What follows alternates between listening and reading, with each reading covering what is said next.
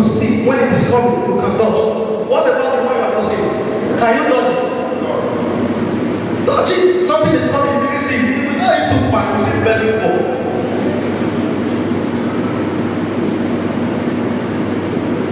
When you are praying, you will see God remove those things from your way.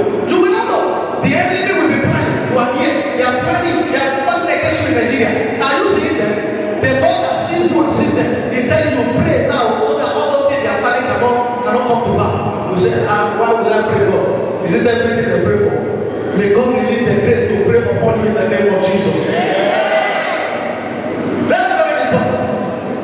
The third one I want to talk about is commitment and dedication. Commitment and dedication. Being diligent in whatever you are doing, whether in the house of God or outside the house of God. There are some people that are not even Christian. They are very committed to what they are doing. They are doing it with the whole of their heart. Not on top of you that they have the advantage of their grace. They are making and all that Jesus carried. You have to be dedicated and committed to the things of the living God. And when you are doing it, do it unto the Lord, not unto man, as men pleaser. Do it unto the Lord. That is where God is. That is where God rewards us. God does not reward anybody that is doing it for men to reward you. If men have reward you, what will God reward you for? In Hebrew 11, verse 6, he said, anyone that comes to God must believe that He is God, He exists. And is the one that rewards those that diligently seek Him. Seek Him with all diligence. Be committed. Anything you are doing in the house of God, whether you are a pastor, whether you are a minister, whether you are a prayer member, whether you are a member, don't say I'm not a prayer. There are some things that God will open your heart to be doing, even when sitting down there.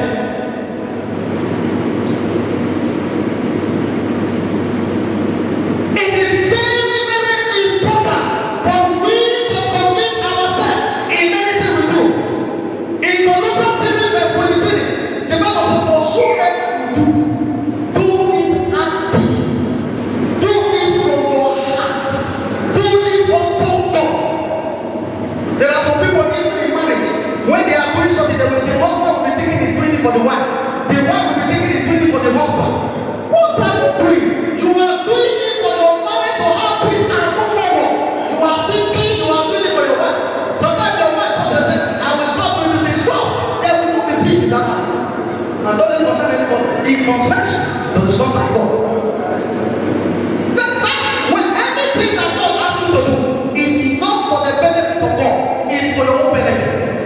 It's never and it will never be for the benefit of God. It is for your own benefit. God asks you to be committed in your marriage. You are not committed. Be doing this in your business. You are not doing it. Imagine somebody that have a business. You say you are opening by the level of God. You are not in that shop. You will soon lose your customer. And you will be thinking that it's a devil. It's not devil. Because of laziness.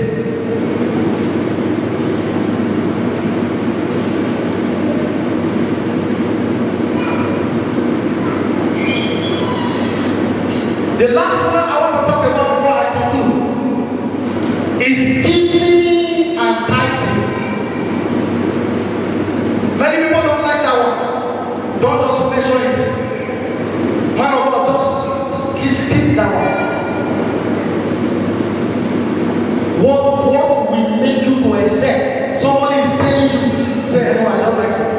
Jesus made a statement. He said, it is better to give than to receive. Some people don't understand what Jesus is saying. He is not saying that it's not good to receive. Who told you that? Is it not better for you to be a giver and somebody give it to you? Is it not better? A giver and a receiver, who do you think is better? Answer yourself. Somebody that has something to really give to you and know that is receiving from that person. Who do you think is better among two of you? You think the one that is receiving is a lie.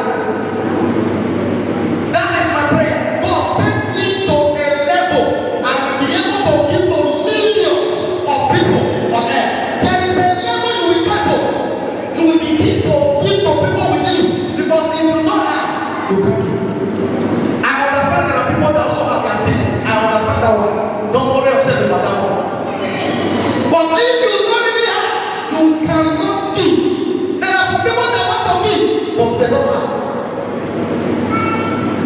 But you that have the heart for me, I pray from today that God will open doors for you to be able to be a giver to others in the name of Jesus. When you want to give, may God also help you to give to the right people. Not the Pharisee. They have God will begin to show you something. There are people that want to make it out of your head.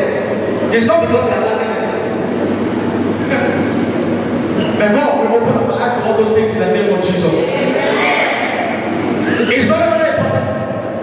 Luke chapter 6, verse 38. He said, give it shall be given unto you.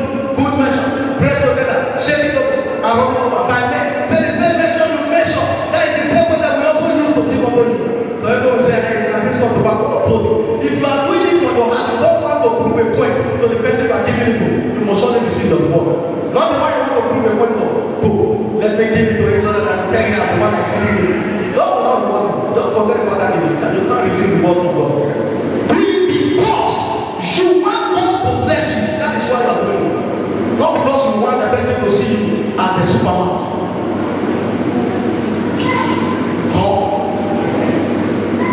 No. Giving is not only in monetary terms. You can give your talents. You can give your gifts. You can give material things. You can give a lot of things. If you have it. If you don't have it, God will not take you.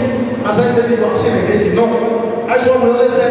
If you want to give offering and maybe we say if you don't have, you are not committed any offense and it's school. But if you have, you don't want to give, you are committed sin. He that know how to cook cooking and refuse to do it, he has committed sin. It's a sin. You may not like it, it's a sin. If you don't have, God will not trouble you. But if you don't say me, I can't give you the total weight. And you know that for do you think that it's God that is coming from heaven to go and take the offering and the time? It's not God. We use it to avoid the pigs. And when others are also in need, when there is a law, we use it to bless them. That is a law cannot come that come and take it. Let it be God do. The more you do it, the more God expand your financial post. What about tithing? God will not tell you. And many of you, the time you are not even paying, sometimes you even pay it somewhere. I'm telling you. Because something must stop to come and take that time. Some of you will say, oh, if I don't want people, I will just give my time. I just have to look at the person and see what they do. You are receiving 1,000, you can't pay 100 euros. Then when God can give you 100,000 euros, you will tell them 10,000 and bring it to church. For where you can do it. I didn't know you do that. Listen. Let's get it. I didn't ask you that you cannot pay something. You might out of that 100,000. I don't get the 500. But that 10,000 can't from it. That is why the Bible says, he that is not faithful in little can never be faithful in God. Can never. There's no better way about it.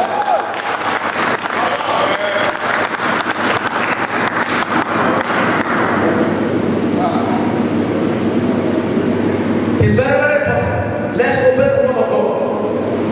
Let's obey the word of God. There are some things that the government take by force from us. They will not tell you if you have this kind of money, we are going to take 20%. You don't agree. Before they give it to you, they will take their own and put it in their pocket. But God don't force anybody. He wants you to do it willingly from your heart. That's why he says, bring it. It's very, very important. In conclusion, in Malachi 3, verse 6 to 10, we see that even know where it is. No one want to go there. In conclusion, be patient after you have done all these things so that you can receive the promises that God has promised you through prophets. Be patient. In Hebrew 10:36. So after you have done the will of God, you have need of patience so that you can receive the promises. An impatient man cannot receive the real promise of God because it's not patient. Because in the time of patience, there is going to be delay so hard. But that delay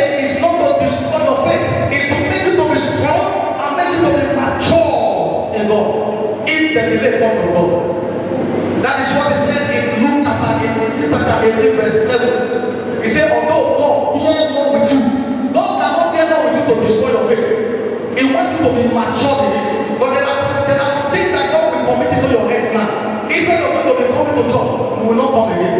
In the house, he said, that's my business. And God will say, the time this guy was in this kind of level, he never said that that's my business. That is why God has to train you that even if you have millions, you will still be serving. That is why I'm telling you, the way God will pray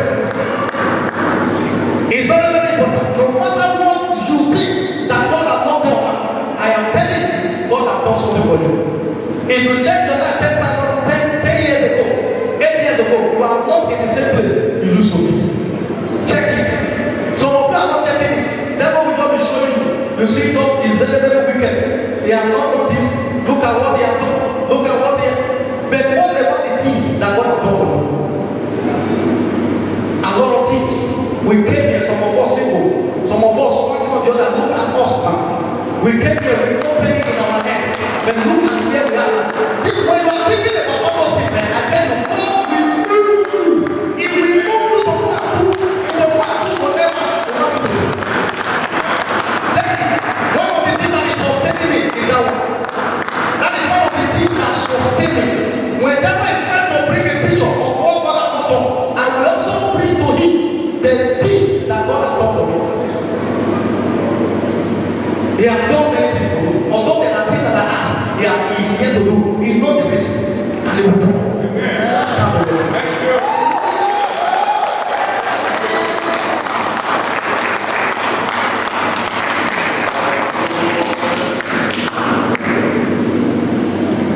I want you to pray a prayer. Anyone that is out of my voice, I don't want you to come out. If you know really, you are one out of God.